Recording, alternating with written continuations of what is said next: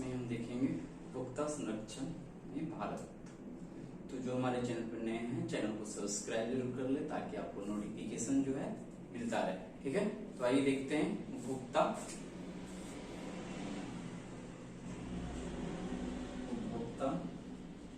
संरक्षण में भारत। ठीक है, इसके बारे में देखेंगे। तो उपभोक्ता क्या होता है, इसका कुछ डिफिनेशन तो होता है, तो इसको हम देखेंगे CPA 2019 के अनुसार उपभोक्ता का क्या क्या परिभाषा दिया गया है। तो ये सामान्य से बात है, कॉमन समझ की बात है कि कोई व्यक्ति जो है वस्तु या सेवा को खरीदना चाहता हो तो उसके लिए वो भुगतान करता है, पहला ये हो गया। या फिर भुगतान करने का वादा करता है, दूसरा ये ध्यान देना है। अब होता है कि आप कुछ खरीद रहे हैं तो आधा भुगतान कुछ अंश करते हैं, कुछ अंश भुगतान बाद में करने के लिए कहते हैं। इसके साथ ही है कि कुछ भविष्य के लिए अनुबंध कर देते हैं, EMI ये सब के माध्यम से। तो ये सारे जो हैं उपभोक्ता की कैटेगरी में माने जाएंगे। साथ ही साथ उपभोक्ता संरक्षण के दायरे में वो लोग भी आएंगे जैसे कि ऑफलाइन मार्केट से भी कोई वस्तु खरीदा जाए या ऑनलाइन मार्केट से कोई वस्तु खरीदा जाए, यानी किसी भी प्रकार से कोई वस्तु जो है खरीदा जाए। लेकिन ध्यान ये रखना है कि वैसे ग्राहक, वैसे उपभोक्ता जो किसी पुरानी वस्तु को खरीदते हैं और उसका यूज करते हैं, उस स्थिति में कहते हैं उनको उपभोक्ता संरक्षण के तहत लाया जाए और हमें अधिकार दिया जाए, तो वो नहीं दिया जाता है। इतना पॉइंट याद रखना है। अब है उपभोक्ता संरक्षण के लिए किए गए कुछ उपाय। तो क्या क्या उपाय किए गए हैं, तो सबसे पहले तो अभी हमने देखा CPA के अनुसार डेफिनेशन, और इसके माध्यम से और क्या किया गया, CPA 2019 के माध्यम से एक CCPA लाया गया।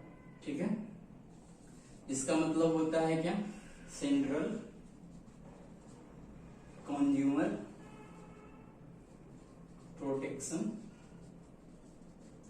अथॉरिटी। ठीक है, यहाँ पे एक्ट नहीं ध्यान देना है, तो ये बनाया गया, इसमें इतना ही ध्यान रखते हैं। फिर आप CPA 2021 देख सकते हैं, तो इसमें क्या किया गया, तीन स्तरीय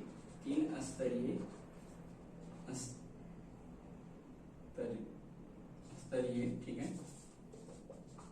3 स्तरीय अर्ध न्यायिक तंत्र बनाया गया। अर्ध न्यायिक तंत्र बनाया गया। कौन 3 स्तर है, तो वो 3 स्तर है।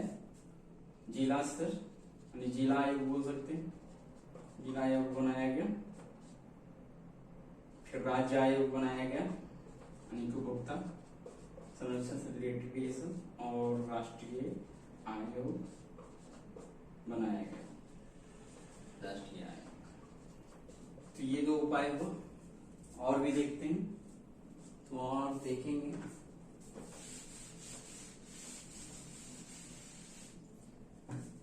अब एक यहाँ भी बना था कॉन्फोनेट प्रोजेक्ट आया था।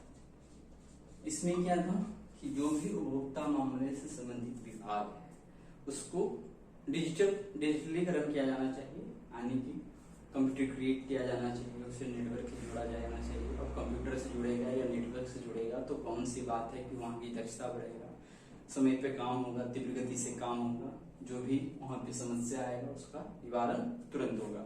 तो ये सब कुछ पॉइंट था कॉन्फोनेट प्रोजेक्ट।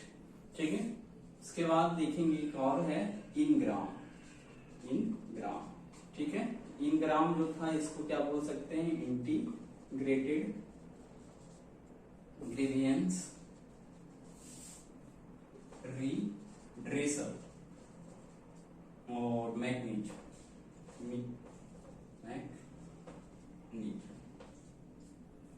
तो होगा एकीकृत। ठीक है, ग्रीवांस मतलब जो भी खामियां हैं उसके निवारण के लिए एक तंत्र को लाया गया था, ये इनग्राम में। तो इसके माध्यम से क्या करेंगे, इनग्राम के माध्यम से बोल सकते हैं एक तरह से केंद्रीय रजिस्ट्री का एक साधन हो गया। इसके लिए उपभोक्ताओं के लिए, साथ ही उपभोक्ताओं को सलाह दे रहा है, उसका जो भी समस्या है उसका ये निवारण करता है इनग्राम। अब देखेंगे ई दाखिल रिपोर्ट एक था नहीं है, अभी रिपोर्ट है ये क्या है, तो किसी भी समस्या जो उपभोक्ता संरक्षण से जुड़ा हो उसके लिए तीव्र गति से यदि आप उसका समाधान चाहते हैं, ठीक है, तो इसके माध्यम से आप रजिस्टर कर सकते हैं। तो ई दाखिल रिपोर्ट में ऐसा है कि आप इसको बिना यानी यात्रा किए हो, यानी वहां यहाँ पे यानी कि जो भी उपभोक्ता संरक्षण से रिलेटेड विभाग है वहां जाने कोई जरूरत नहीं है। इसको आप ऑनलाइन रजिस्टर कर सकते हैं, वहां सशरीर उपस्थित होने की जरूरत नहीं होती है। तो ये दाखिल रिपोर्ट एक ये हो गया, ठीक है। अब है सर्टिफिकेशन मेकर। सर्टिफिकेशन मेकर्स ये है, ये क्या करता है, तो सर्टिफिकेशन मेकर्स ये है कि उपभोक्ता से संबंधित जो भी वस्तु है उसको उसकी गुणवत्ता प्रति सुरक्षा देता है, साथ ही साथ उपभोक्ता को क्या करता है, जागरूक करने का काम करता है, ठीक है। तो ये उपभोक्ता संरक्षण से रिलेटेड कुछ एक्ट अधिनियम हो गया और उससे रिलेटेड क्या क्या कुछ चल रहा है वो हो गया, ठीक है।